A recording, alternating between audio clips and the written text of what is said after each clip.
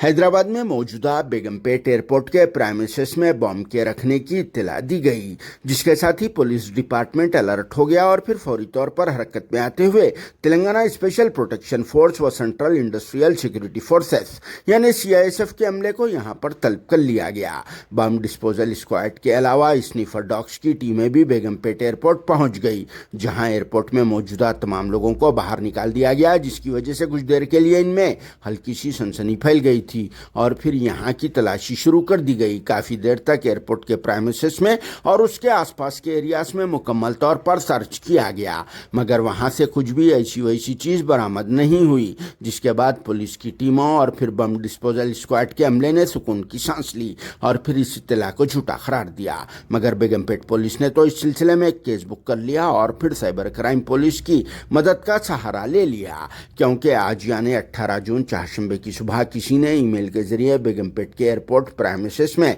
बम के मौजूद होने की इत्तला दी थी, जो अब झूठी साबित हो गई। मगर ये इत्तला देने वाले आदमी की अब तक तो शिनाख्त भी ना हो सकी, मगर इसकी ये झूठी इत्तला से समझ में आ रहा है कि जैसे जैसे वक्त बदल रहा है और जैसे जैसे डिजिटलाइजेशन का दौर चल रहा है, वैसे वैसे लोग भी टेक्नोलॉजी का इस्तेमाल कर रहे हैं। पहले एक वक्त था कि इस तरह की बम रखने की झूठी इत्तलात लैंडलाइन और मोबाइल से दिया करती थी, मगर अब ईमेल का सहारा लिया जा रहा है। आगे और क्या होता कि नहीं मालूम। Bureau report, RS news, Hyderabad.